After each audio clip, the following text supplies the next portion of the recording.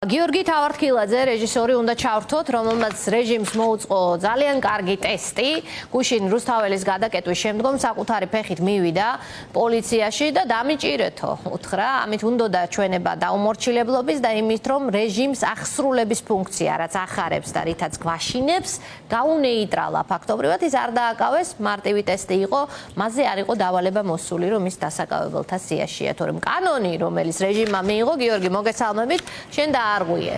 ბოლო-ბოლო, ესე იგი 48 საათი რამდენი საათი გავიდა, არ ვიცი, 24 და დაგირეკეს, რომ სასამართლო ჩაგინიშნეს დღეს საღამოს 6-ზე, მაგრამ ამ დროს ლექციაზე იყავი, თუ როგორ იყო ეგ ამბავი გითხრა? აი, მნიშვნელოვანია, რომელ საათზე დამირეკეს. ზუსტად 6 საათზე დამირეკეს და მითხრეს, რომ 6 საათზე დაინიშნა ჩემი სასამართლოს ხდომა და მკითხეს მივიდოდი თუ არა. ჩემი პასუხი იყო არამედ რა თქმა უნდა ვერ, იმიტომ რომ ვიყავი ქალაქის მეორე ბოლოში და არ ვიცი, გუშინ ჩემი ფეხით მისვლის მერე მეგონა რომ მინიმუმ ის მაინც შესრულდებოდა, რომ აი ესე რაღაცა გაურკვეველ ქაოტურ მდგომარეობაში არ ჩაიგდებდნენ და არ ჩამაგდებდნენ მეც, მაგრამ მაინც ისე გააკეთეს, რომ მე ეჭვი გამიჩნდა, რომ ეს იყო იმისთვის, რომ მოსამართლესთან არ მომხდარიყო ჩემი შეხვედრა, იმიტომ რომ მე მგონია მოსამართლეებთან, ეგრეთ წოდებულ მოსამართლეებთან, ანუ ამ კლანის სასამართლოს წარმომადგენლებთან, ჩვენ ყველა მოქალაქეს გვაქვს იმდენად ზუსტი, მკაფიო შეკითხვები და საკითხები სასაუბრო, რომ ისინი უბრალოდ ვერ უძლებენ ამ საკითხებს. იმიტომ რომ მაგალითად მე ერთადერთ სასამართლოს ხდომა მქონდა ლელა მილდენბერგერთან, რომელიც მეუბნება ანუ ეტალონად მოყავს დასავლური სასამართლოები და ამ დროს თვითონ არის დასავლეთის მიერ დასანქცირებული და ვეკითხები რომ რომელი ცდებით, ანუ შენ თუ ის მეუბნება რომ მე ვიცი რისთვისაც ვარ დასანქცირებული და სავარაუდოდ უნდა ეპასუხა რომ დასანქცირებული არის სამშობლოს სიყვარულისთვის და მაშინ რაღაცა მოყავს ხო? ანუ აი ესეთ აბსურდში არიან და ყველა ჯერზე ჩემი აზრით ეს აბსურდი უნდა გამოვაშკარავოთ და ვამხილოთ და ვაჩვენოთ ერთმანეთსაც, ვაჩვენოთ თვითონ კოცებსაც და საბოლოო ჯამში შეიძლება ამან არ გამოიღოს შედეგი, მაგრამ ყოველთვის უნდა იდოს სიმართლე ძალიან ხილულად რა. კი ბატონო. და როდის არის პროცესი ჩანიშნული?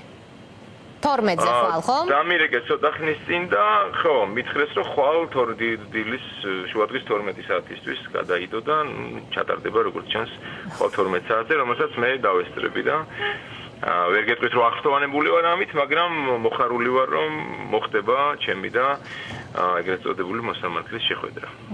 გასაგებია. გიორგი, მე კიდევ ერთხელ უნდა გკითხო, ეს შენი ერთი მოქალაქის რეაქცია რეჟიმის აბსურდულ ქცევაზე, როცა ადამიანს პროტესტის უფლებას ართმევს ფაქტობრივად. კიდევ ერთხელ უნდა გკითხო мотиваცია. რა არის შენი мотиваცია, როცა საკუთარი ფეხით მიდიხარ ციხეში ფაქტობრივად? ჩემი мотиваცია არის დაპირისპირება აი ამ უგუნურებასთან, რომელიც მაუქმებს მე. ანუ მაუქმებს, იმიტომ რომ მე თუ აღარ ვარ მოქალაქე, აღარ მაქვს სახელმწიფო, მაშინ, რა ვიცი, რატო ცხოვრობთ აი ამ გარემოში, მაშინ რა ხდება? ანუ ეს ხო ჩემი იმუნიტეტია, ხო და თუ მე იმუნიტეტი აღარ მაქვს, მაგას მირჩევნია, მაშინ წავალ მეცოდინება და ტყეში გავალ და იქ ხილი ამოდის, ბოსტნეული ასე შემდეგ. ხო, ანუ მაშინ ცხოველებად ვიქცევით ჩვენ. ოდიში ზარი შემომივიდა და გაითიშა, მე მგონი. ხო, ანუ იმისთვისაც ცხოველებად არ გადავიქცეთ ჩვენ, ეს არის აუცილებელი, ჩემი აზრით, ეს არის მოქალაქეობრივი ვალდებულება უპირველესი დღეს, რომ ჩვენ ამას წინ აღუდგეთ, იმიტომ რომ ის ყველაზე მარტივი გამოხატვის ფორმა, რომელსაც მე მანიჭებს კონსტიტუცია, ეს არის გზის გადაკეტვა და კონსტიტუცია მე მანიჭებს უფლებას, რომ გადავკეტო გზა მიუხედავად იმისა, შეაწუხებს თუ არა სხვას, გააღიზიანებს თუ არა სხვას და შეურაცხყოფილად იგრძნობს თუ არა სხვა ამით თავს, იმიტომ რომ თუ მე რაღაც მაწუხებს რამდენად ცოტაც არ უნდა ვიყოთ გარკვეული საზოგადოება და ჩვენ შემთხვევაში ჩვენ მთელი ქვეყანა ვართ. მე მაქვს ამის უფლება, რომ ამით მივიპყრო ყურადღება და ეს არის მშვიდობიანი დემოკრატიული ფორმა ჩემი პოზიციის გამოხატვისა. თუ მე ამას მაკარგინებენ, მაშინ აღარაფერი აღარ რჩება ჩემ ზურგს უკან და მე უკვე სიკვდილის სიცოცხლის წინაშე ვდგავარ, იმიტომ რომ პირდაპირ ამ სიტყვის მნიშვნელობით თუ ჩვენ აი ამ უფლებას დავკარგავთ, ჩვენ გავხდებით მომავალში პოტენციური მსხვერპლები პირდაპირ დახოცვის. კი ბატონო. და გიორგი, ესე იგი შენ როგორც მოქალაქეს ოჯახი ჩააყენე საქმის კურსში, რომ ხვალ შეიძლება შენ აღარ დაბრუნდე სახლში და გადაგიყვანონ საპატიმროში.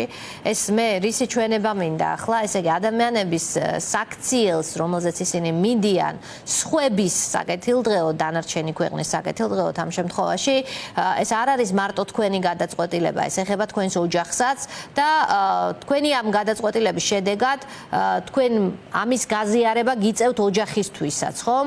ანუ ეს არის კიდევ უფრო დიდი სურათი, ვიდრე ერთი ადამიანის მიერ გზის გადაკეტვა. ყველას, ვინც 14 დღე თითო კვირით გაუშვეს სახლში და შვილების თვალწინ დააგავეს სხვათა შორის ბევრი, ყავს ოჯახი, ხომ? ეს არის რეჟიმი, რომელმაც ყველა ოჯახში შეიტანა ფაქტობრივად აი ეს რაღაცნაირად აბსურდული რეალობა, ასეთი ფატალური შედეგი რომ არ ქონდეს, ძალიან კომიკური.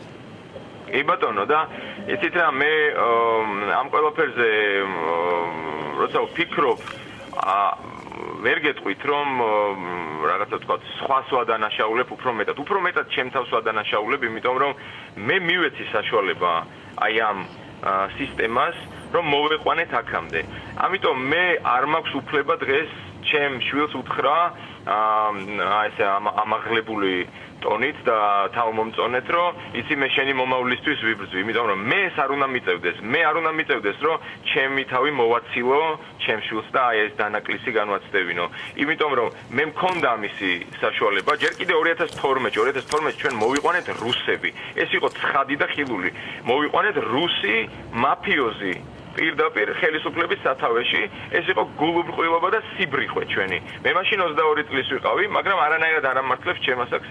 მომდევნო წლებში უამრავი წვრილი დეტალი გავატარე. და საბოლოოდ მოვედი აქამდე. ამიტომ ეს ბრძოლა მე ხლა რასაც ვაკეთებ, ხო, ანუ ჩემ ინტერესებს ვწირავ, იმიტომ რომ მე ეს მეკუთვნის, და ჩვენ ყველას გვეკუთვნის. ჩვენი ინტერესების გაწირვა და დათმობა, იმიტომ რომ ჩვენი ბრალია, რომ აქამდე მოვიდეთ, რომ ჩვენ ვერ შევიკრიბეთ ბევრნი, თუნდაც 10 წლის წინ, თუნდაც 8 წლის წინ, როცა პირველი ვერაგობა და მაიმუნობა გააკეთეს ამას და აღარც მახსოვს, უამრავი იყო, ყოველ წელს იყო ალბათ, ხო? კი ბატონო.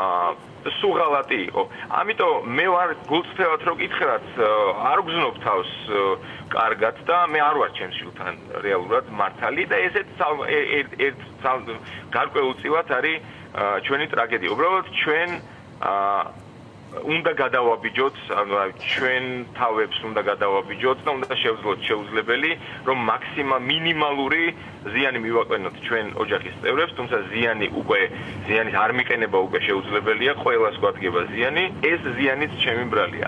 ამიტომ ვაკეთებ ამ ყველაფერს. ამიტომ ვდგავარ უკომპრომისოდ და ამიტომ ვაპირებ, რომ თუ საჭირო იქნება შევეწირო ამ ყველაფერს, იმიტომ რომ მე აქედან აღარსად აღარ წავალ. ეს არის ჩემი ქვეყანა, მე აქ უნდა ვიცხოვრო ბოლომდე. დიდი მადლობა გიორგის, ჩემი სოლიდარობა თქვენ ისევე როგორც თქვენი სოლიდარობა სხვა დაპატიმრებულების მიმართ თქვენი საქციელით გამოხატეთ.